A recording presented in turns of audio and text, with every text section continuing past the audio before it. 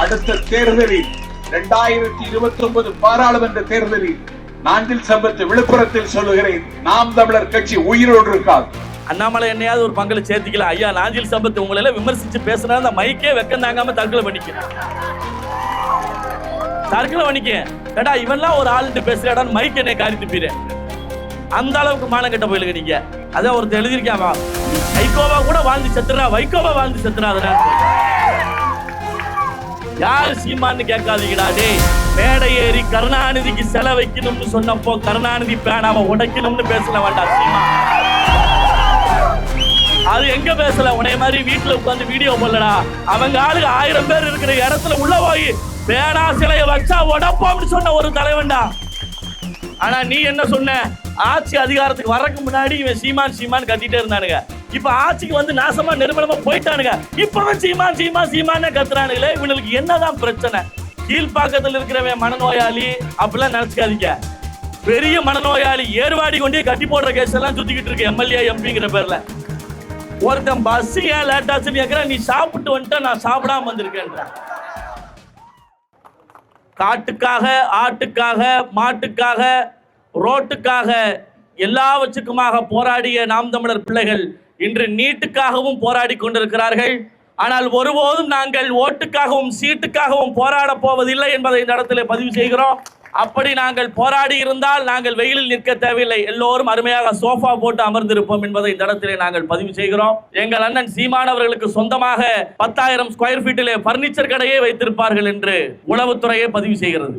எங்க கொங்கு மண்டலத்தை சார்ந்த ஒரு அமைச்சர் சீமான் என்றால் யார் என்று கேள்வி கேட்கிறார். இதோ இந்த வெட்ட வெயிலிலே திரண்டு நிற்கிறார்களே அத்தனை பேரும் சீமான் தான்.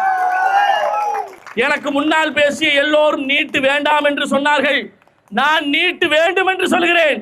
யாருக்கு வேண்டும்? ஓட்டு போட்டு தேர்ந்தெடுக்கிற எம்எல்ஏ எம்பிக்களுக்கு நீட்டு தேர்வை கொண்டு வாங்க. முதலமைச்சருக்கு ஒரு நீட் தேர்வு வைங்க. இன்னும் பெரிய ஆளு பாரத பிரதமர் ஐயா மோடிக்கு ஒரு நீட் தேர்வு வைங்க. அப்பதான் இவங்களுடைய லட்சணம் என்னவென்று மக்களுக்கு தெரியும். பொதறிவு கேள்வி கேளுங்க. எத்தனை நதிகள், எத்தனை ஆறு இருக்குது, கடல் எங்க போய் சங்கமிக்குது, எத்தனை பரப்பளவு தமிழ்நாட்டில் நிலம் இருக்குது, இதுவரை தமிழ்நாட்டை யார் யார் ஆட்சி செய்திருக்கிறார்கள், எங்கெல்லாம் கேள்வி கேளுங்க. ஒரு பயலுக்கு பதில் தெரியாது. அதனால இந்த அரசியல் வியாதிகளுக்கு நீட் தேர்வை கொண்டு வந்தால் நாம் தமிழர் பிள்ளைகள் 2031 அதிகாரத்தை கைப்பற்றுவதற்கு மிக எளிமையாக இருக்கும் என்பதை இந்த இடத்திலே நாங்கள் பதிவு செய்கிறோம்.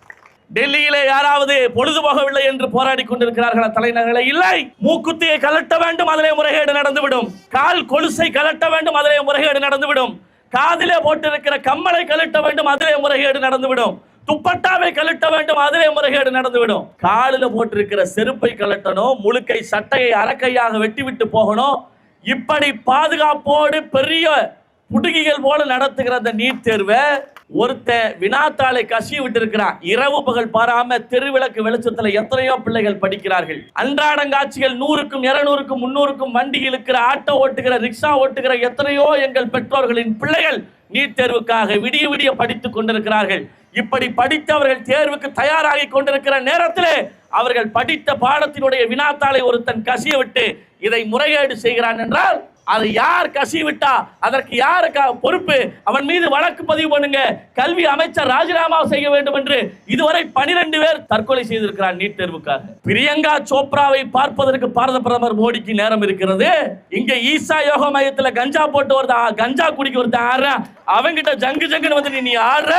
ஆனால் அங்கே போராடி கொண்டிருக்கிற மாணவர்களை, இளைஞர்களை சந்தித்து உங்களுக்கு என்ன பிரச்சனை? உங்கள் பிரதமர் நான் இருக்கிறேன், உங்கள் கல்வி அமைச்சர் நான் இருக்கிறேன், உங்கள் பாராளுமன்ற உறுப்பினர் நான் இருக்கிறேன் என்று சொன்னால் அடுத்த வேளை அவன் போய் படிக்க போயிடுவான், அவன் வீட்டுக்கு போயிடுவான். ஆனால் அவனை போராட விட்டு தடியடி நடத்தி ஆண் பெண் என்று பேதம் பார்க்காமல் அடிச்சு இழுச்சு அவன் மண்டையை உடைச்சு தரன்னு இழுத்துட்டு வந்த என்ன நடந்தது? எங்கள் பெண்கள் மேல் கை வைத்தால் சீக்கிய சிங்கங்கள் என்று டெல்லியிலே களமிறங்கி இருக்கிறது. சீக்கிய சிங்கங்கள் அங்கு பெண்களுக்கு பாதுகாப்பாக இருக்கிறது. இங்குள்ள பெண்களுக்கு சீமானின் சிங்கங்கள் பாதுகாப்பாக இருக்கிறது என்பதை இந்த நீட் தேர்வு முறைகேடு என்று குறிப்பிடுகிறார்கள். நாங்கள் சொல்கிறோம், நீட் தேர்வில் முறைகேடு அல்ல, நீட் தேர்வே முறைகேடுதான். இதற்கு முந்தைய ஆட்சியிலே திராவிட முன்னேற்ற கழகம் பதிவு செய்து ஓட்டு கேட்டு வென்றது. என்ன வென்றது? நீட் தேர்வை ஒழிக்கிற ரகசியம் எங்களுக்கு தெரியும் என்று ஓட்டு கேட்டு வென்றார்கள். எந்த ரகசியம் வெளிவரல. ஆனால் இன்றைக்கு ரகசியமாவே ஒருத்தர் முதலமைச்சர் ஆயிட்டான். எப்படி வென்றான் எவனுக்கும் தெரியல, எப்படி ஜெயிச்சான்னு தெரியல, அவங்களுக்கே தெரியல. எங்க ஊர் எம்எல்ஏவா ஒரு பொண்டாட்டி காலையில போய் எழுப்புது, ஏ நீ ஜெயிச்சிட்டியா எந்திரியாங்குது. என்ன சொல்ற நானா அப்படின்ட்டு அவர் எந்திரிக்கிறார். பெரும்பாடு அப்படி போயிட்டு இருக்குது. ரகசியமாவே ஜெயிச்சிட்டானுங்க. அந்த அளவுக்கு சிக்கல் போயிட்டு இருக்குது. யார் எம்எல்ஏ, யார் எம்பி, யார் அமைச்சர் ஒன்னும் தெரியல.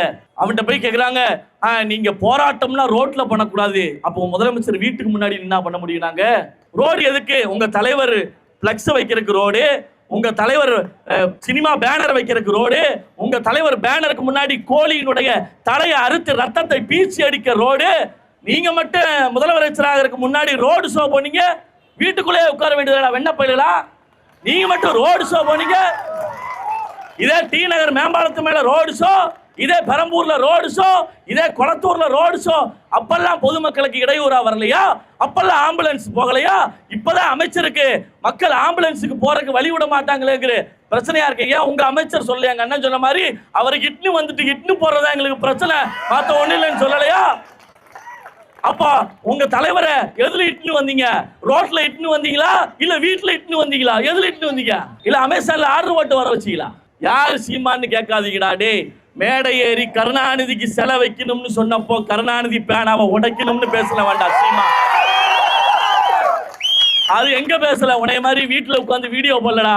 அவங்க ஆளுங்க 1000 பேர் இருக்கிற இடத்துல உள்ள போய் பேனா சிலையை வச்சா உடப்போம்னு சொன்ன ஒரு தலைவன்டா. ஆனா நீ என்ன சொன்ன? உதயநிதி, இன்பநிதி, அருள்நிதி, தயாநிதி, கனிமொழி எல்லா பேரும் பாத்தீங்கன்னா சினிமா டைட்டில் மாதிரியே இருக்கும். சூப்பரான பேர் வச்சிருக்காரு. ஐயா கலைஞருக்கு செலவு வைக்கணும்னு ஆசைப்படுறேன். சபா முடியல. 3 மாசம் ஆச்சு. இப்பவே பல மக்கள் போராடுறேன், எதுக்குடா இவங்களுக்கு ஓட்டு போட்டு தொலைச்சோம் அப்படின்ட்டு. இன்னும் வெகு விரைவில் இடைத்தேர்தல்ல பொது தேர்தலே வந்தாலும் ஆச்சரியப்படுறதுல அந்த அளவுக்கு மக்கள் மனநிலை மாறி போயிருக்குது. கொதிச்சு போய் நிக்கிறாங்க. ஏன் இந்த வெயில்ல கால் கடுக்க நிக்கின இந்த பிள்ளைகள் என்றால் அந்த மனநிலை தான், அந்த அரசியல் நிலைப்பாடு தான் காரணம். அதனால் தயவு செய்து உண்மையும் நேர்மையுமாக போராடி கொண்டிருக்கிற ஒரு பிள்ளைக்கு, ஒரு இந்த மண்ணின் மக்களுக்காக போராடுகிற பிள்ளைகளுக்கு நீங்கள் தேடி தேடி வாக்கு செலுத்தினா நீங்கள் போராட வேண்டிய அவசியமே இருக்காது. இதே எங்க அண்ணன் முதலமைச்சர், கர்நாடக முதலமைச்சர் மேகதாதுல அணை கட்டணுங்கிற எண்ணம் அவருக்கு வருமா? இல்ல நீட் தேர்வை நடத்துறேங்கிற பேர்ல பல பேருடைய வாழ்க்கையை இந்த அரசாங்கம் பாழாக்க நினைக்குமா? முடியாது. ஆனால் இந்த மண்ணினுடைய பிள்ளைகளுக்கு நீங்க வாக்கு செலுத்தி வெல்ல வைக்கல. ஆனால் போனது போகட்டும், இனிமேலும் களத்துல நம்ம நிப்போம். ஒருத்தர் வளர்றாரு, எங்கேயோ விழுப்புரத்தில் நின்று வளர்றாரு. அடுத்த தேர்தல்ல நாம் தமிழர் கட்சின்னு ஒரு கட்சி இருக்காது அப்படின்னாரு. இதுக்கு முன்னாடி இதே டயலாக் ஒரு ஆள் பேசினாரு. இன்னைக்கு அவரு தான் பாஜகலே இல்ல. எங்க அண்ணன் அண்ணாமலை இதே எங்க ஊர், என் ஊர் திருப்பூர்ல வந்து பேசினாரு. அண்ணா பாத்தீங்கன்னா 2024க்கு அப்புறம் நாம் தமிழர் ஒரு கட்சி இருக்காதுங்கண்ணா அப்படின்னாரு. கடைசியில பார்த்தா 2024க்கு அப்புறம் பாஜக இருந்து அண்ணாமலை தூக்கிட்டு இன்னைக்கு அவர் ஏதோ ஒரு கட்சி வச்சு ஒரு அமைப்பு வச்சு நடத்திட்டு இருக்கிறாரு. அவருக்கு பின்னாடி ஒரு 10 பேர் நிக்கிறாங்க. அண்ணாமலை என்னையாவது ஒரு பங்குல சேர்த்துக்கலாம். ஐயா நாஞ்சில் சம்பத் உங்களை எல்லாம் விமர்சிச்சு பேசினா அந்த மைக்கே வெக்கம் தாங்காம தற்கொலை பண்ணிக்க. ஏடா இவன்லாம் ஒரு ஆள்கிட்ட பேசுறாடான்னு மைக் என்னை காரி துப்பிடுறேன். அந்த அளவுக்கு மானக்கட்ட போயிலுங்க நீங்க. அதான் ஒருத்தர் எழுதியிருக்காமா, நீ சைக்கோவா கூட வாழ்ந்து செத்துறா, வைகோவா வாழ்ந்து செத்துறாதுடா. எங்க அண்ணன் டிஆரே சொல்லிட்டாரு, வைக்க போறனால கூட 10 ரூபா பிரயோஜனம் இருக்கு, வைக்கோனால 10 ரூபா பிரயோஜனம் இல்லடா. என்னங்க அந்த அளவுக்கு போயிட்டு இருக்குது. அவர் சொல்றாரு அடுத்த பாராளுமன்ற தேர்தல்ல நாம் தமிழர் கட்சி இருக்காது. டேய் எழுதி வச்சுக்க, குறிச்சு வச்சுக்க, ரெக்கார்டு பண்ணிக்க. அடுத்த இடைத்தேர்தலாக இருக்கட்டும், பாராளுமன்ற தேர்தலாக இருக்கட்டும், அடுத்த சட்டமன்ற தேர்தலாக இருக்கட்டும், 4% இல்ல இன்னும் மோசமாக தோற்றாலும் சரி, நாம் தமிழர் பிள்ளைகள் நாங்கள் அரசியல் களத்தில் நிற்போம். நாங்க செத்தே போனாலும் கூட எங்கள் உடம்பிலே எங்கள் தலைவன் பிரபாகரன் புலிக்கொடி போர்த்தி எங்களை அடக்கம் பண்ணுவான். எங்கள் பிள்ளைகள் சுத்தி நின்று வீர வணக்கம், வீர வணக்கம், நாம் தமிழர் வீர வணக்கம் என்று சொல்லுவான். நீ செத்து போனா எந்த கட்சியில இருந்து எவனா வருவான்? யாரா வருவா? நாங்க கேட்கிற கேள்வி, இன்னும் 10 வருஷம் ஆகட்டும், 100 வருஷம் ஆகட்டும், நாம் தமிழர் கட்சி இருக்கும், நாம் தமிழர் கட்சி கொடி இருக்கும், நாம் தமிழர் கட்சி பிள்ளைகள் இருப்பார்கள். ஆனா இதே அடுத்த தேர்தலில் விஜய் தோத்து போயிட்டாருன்னு வச்சுக்க, நீ அந்த கட்சியில் இருப்பியா? இல்ல இது வரைக்கும் நீ இருந்திருக்கியா? நீ எத்தனை பேரோட காலை நக்கி வந்திருக்கங்கிறத யோசிச்சுட்டு பேசு. இன்னோவா காருக்கு எத்தனை பேரை நக்குன, 1000 ரூபாய் காசு கம்பிட்டு பேரை நக்குனங்கிறது வரலாறு எங்களுக்கு தெரியும். அதனால தயவு செய்து வார்த்தைகளை விடும்போது கவனமா விடு. ஏங்க எனக்கு ஒண்ணுமே புரியலங்க. ஆட்சி அதிகாரத்துக்கு வரக்கு முன்னாடி இவன் சீமான் சீமான் கத்திட்டே இருந்தானுங்க. இப்ப ஆட்சிக்கு வந்து நாசமா நிர்மலமா போயிட்டானுங்க. இப்பவும் சீமானே கத்துறானுங்களே. இவனுக்கு என்னதான் பிரச்சனை? இப்ப என்ன, இப்ப தியேட்டர்ல படம் ஓடுது. எங்க அண்ணன் சாட்டை துரைமுருகன் ஆச்சு வீடியோல பேசிட்டு போயிட்டாரு. இப்ப காலில் வந்து விழுடாங்கிற வீடியோவை தியேட்டர்ல ஒளிபரப்பு பண்றான். எங்க அண்ணன் சாட்டை துரைமுருகன் பேசுறாரு, வாங்கடா வந்து காலில் விழுங்கடா, காலில் விழுந்து கும்பிடுங்கடாங்கிறாரு. அந்த வீடியோவை போட்டு கத்துறான். மனநலம் பாதிக்கப்பட்டவர்கிட்ட மாட்டிட்டு முழிக்கிறோம்ங்கிறத பாருங்க. கீழ்பாக்கத்தில் இருக்கிறவன் மனநோயாளி அப்படிலாம் நினைச்சுக்காதீங்க. பெரிய மனநோயாளி ஏர்வாடி கொண்டே கட்டி போடுற கேஸ் எல்லாம் சுத்திக்கிட்டு இருக்கு எம்எல்ஏ எம்பிங்கிற பேர்ல. ஒருத்தன் பஸ் ஏன் லேட் ஆச்சுன்னு கேட்கிறேன், நீ சாப்பிட்டு வந்துட்ட, நான் சாப்பிடாம வந்திருக்கேன்ற. ஏ அப்பா முடியல, அவன் பஸ் வரலேன்றான். நீ பஸ் தம்பி இந்த 1/2 மணி நேரத்துல வந்துரும்னா ஒரு அமைச்சர், நீ சாப்பிட்டு பேசுற, நான் சாப்பிடாம பேசுறேன், என் வழி என்னன்னு தெரியுமா?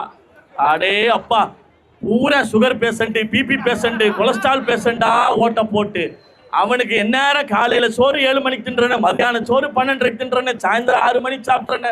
மாத்திரை போட்டீங்களா? அந்த ஆரஞ்சு மாத்திரை ஏன் போடல? அந்த பிங்க் மாத்திரை ஏன் இன்னைக்கு போட்டீங்க? இப்படியே அவங்க பொழப்பு ஓடுது. தயவு செய்து நல்ல திட்டமா இருக்கிறாங்க அண்ணன் இடமோன கார்த்தி, இந்த அபூபக்கருங்க ஆளுகளை திட்டமா ஜிம்முக்கு போயிருக்காங்க. நான் இப்ப சொல்ல முடியாது அந்த வார்த்தைய. அதனால எங்க ஆளுகள்லாம் திட்டமா ஜிம்முக்கு போயிருக்காங்க. அந்த மாதிரி ஆளுகளுக்கு ஓட்டு போட்டீங்கன்னா ஓடி வந்து களத்துல நிப்பாங்க, உங்களுக்காக உறுதுணையா இருப்பாங்க. நீ வந்தவன் போனவன் அறவேக்காடு, அறமண்டைய, அனந்த சித்து, ஆகாவளி சித்து, நாஞ்சில் சம்பத்து எல்லாம் போற கேஸா பார்த்து போட்டு வச்சுன்னா ஒண்ணும் செய்ய முடியாது. அதனால உறவுகள் நீங்க கவலைப்படாம இருக்க. டெல்லியிலே தலைநகரிலே போராடி கொண்டிருக்கிற உறவுகளாக இருந்தாலும் சரி, இல்லை சென்னை என்கிற தமிழ்நாட்டின் தலைநகரிலே போராடி கொண்டிருக்கிற உறவுகளாக இருந்தாலும் சரி, எங்கள் அண்ணன் ஒரே ஒரு அறிக்கை கொடுத்ததற்கே இவ்வளவு பேர் கூடி நிற்கிறோம் என்றால், அண்ணன் சீமானே களத்திற்கு வந்தால் களம் என்னவாகும் என்பதை அது நம்ம சொல்லி தெரிய வேண்டாம். நம்மளுடைய வருங்கால ட்ராக் ரெக்கார்டு தமிழ்நாடு காவல்துறைக்கும் தெரியும், தமிழ்நாடு உளவுத்துறைக்கும் தெரியும்.